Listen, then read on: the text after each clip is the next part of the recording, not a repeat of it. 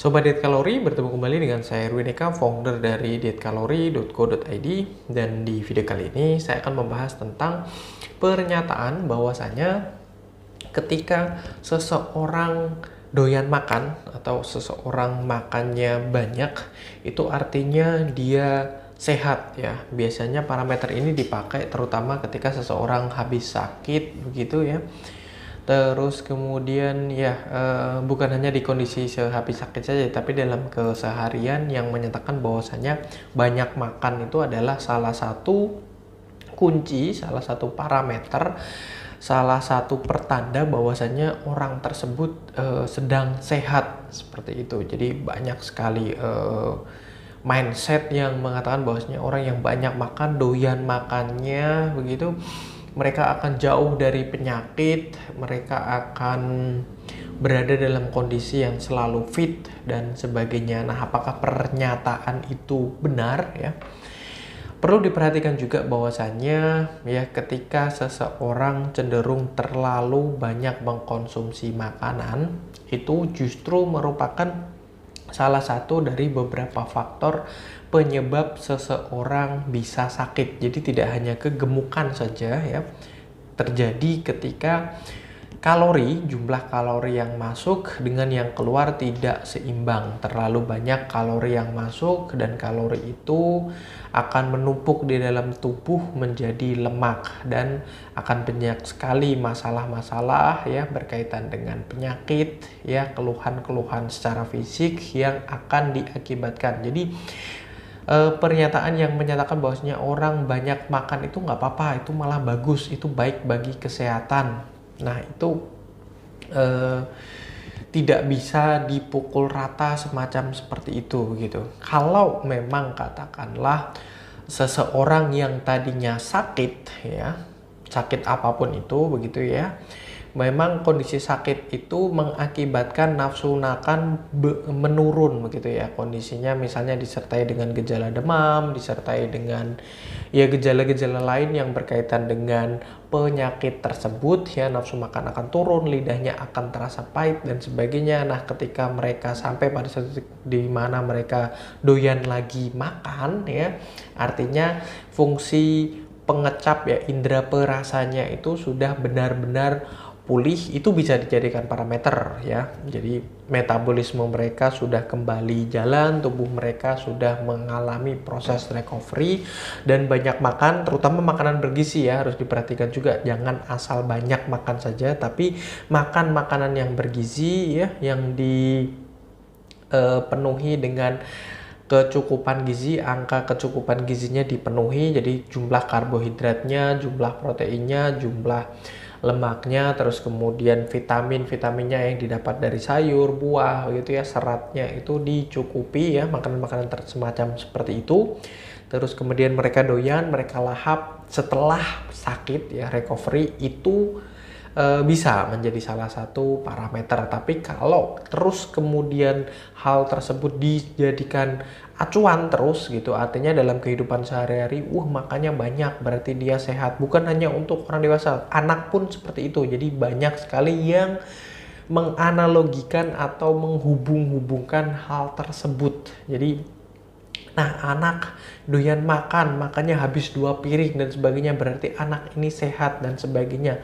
Belum tentu seperti itu. Apalagi kalau makanan-makanannya itu justru makanan-makanan yang tidak sehat.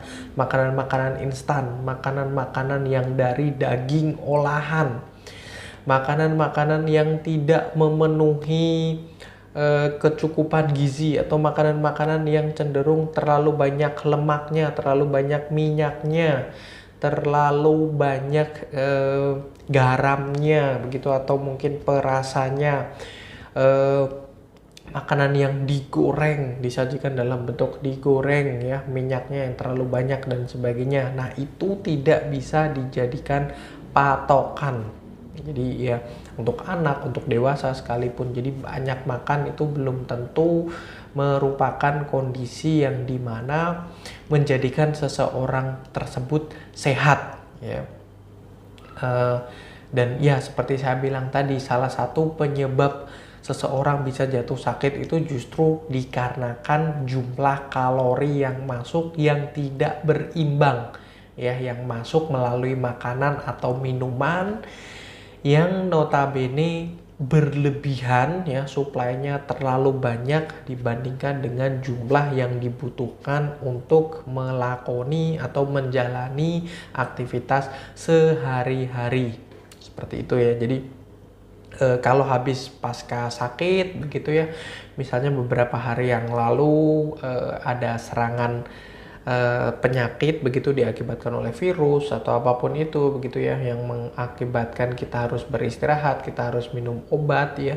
Di kondisi sakit itu seperti saya bilang tadi, memang ada gejala di mana mengalami penurunan nafsu makan. Nah, ketika sehabis itu ya proses recovery, kemudian dia menjalani atau mengalami kondisi di mana nafsu makannya naik lagi, itu bisa dijadikan salah satu parameter proses recovery. Artinya dia sedang menuju proses kesembuhan seperti itu. Atau mungkin kalian pastikan juga bisa dikonsultasikan ke dokter gitu, bagaimana dengan suhu tubuhnya, bagaimana misalnya yang diakibatkan virus atau bakteri ya, apakah virus itu masih ada di dalam tubuh kalian yang mengalami sakit tersebut, terus kemudian bakterinya seperti apa, terus kemudian fungsi kinerja organ, denyut jantung dan sebagainya, atau diperiksa urin ya, di laboratorium dicek urinnya, atau mungkin diperiksa darahnya, diambil sampel darahnya untuk mengetahui sebenarnya yang terjadi ya, sebenarnya kalian benar-benar sudah sembuh dan sebagainya ya, selain tadi makanan seperti itu. Tapi ya, hal itu tidak bisa terus kemudian dijadikan patokan dalam keseharian kalian, dalam aktivitas kalian. Jadi tanpa ada alasan, tanpa ada sakit ketika makan banyak gitu ya, terus kemudian itu terjadi terus menerus, artinya orang tersebut sehat dan sebagainya, ya belum tentu seperti itu gitu. Dan juga ya, tubuh kita juga akan menunjukkan kondisi-kondisi, gejala-gejala di mana ketika makanan kita mulai berlebih dan sebagainya, dengan ya bentuk tubuh yang mulai tidak proporsional ya, terus kemudian sampai ke level obesitas, terus kemudian gampang capek ya, terus beberapa bagian tubuh cenderung sakit ketika dipakai untuk beraktivitas yang agak berat dan sebagainya, yang artinya tubuh kita menopang berat badan yang terlalu berlebih dan seterusnya seperti itu. Oke ya, saya rasa itu mudah-mudahan bermanfaat. Jadi stop berpikiran atau terus menerus berpikir bahwasannya makan banyak itu sehat ya. Jadi makan itu ya tetap saja secukupnya, sesuai dengan kebutuhan kita, seimbang, dipenuhi dengan gizi, dipenuhi dengan nutrisi-nutrisi yang dibutuhkan oleh tubuh kita gitu ya. Jadi nggak serta-merta orang yang habis 2 piring nasi begitu itu artinya dia sehat, tidak serta-merta seperti itu. Kalau kebiasaan itu justru sering terjadi, malah akan terjadi nanti hal-hal yang tidak diinginkan, akan mengganggu sistem kinerja tubuh. Misalnya terlalu banyak makan nasi, maka nanti akan banyak sekali penyakit-penyakit yang bisa menghinggapi, mulai dari diabetes dan sebagainya, atau mungkin makan makanan yang terlalu banyak mengandung lemak, mengandung minyak, nanti akan mengganggu sistem kinerja jantung dan sebagainya. Seperti itu. Jadi bijaklah ya. Segala sesuatu yang berlebihan pasti tidak akan baik. Segala sesuatu yang tidak seimbang pasti akan menimbulkan efek samping di kemudian hari. Mungkin saat-saat ini belum merasakan, tapi nanti seiring berjalannya waktu ya, seiring bergantinya tahun dan sebagainya, semakin kita menua ya, semakin tubuh kita usia, faktor usia tidak akan bohong begitu. Jadi akan ada efek samping yang ada di dalam tubuh kita yang lambat laun akan mulai kita rasakan dalam diri kita. Otomatis tubuh kita mulai dari kecil, mulai dari bayi itu bekerja begitu ya, sistem pencernaan dan sebagainya. Kalau dia diforsir tentu akan mengakibatkan efek samping ya. Dan juga saya yakin Anda juga pernah membaca, mendengar, atau ya mempelajari artikel tentang puasa ya, mengistirahatkan sistem pencernaan kita itu di beberapa waktu, di beberapa kasus itu akan justru menyehatkan ya.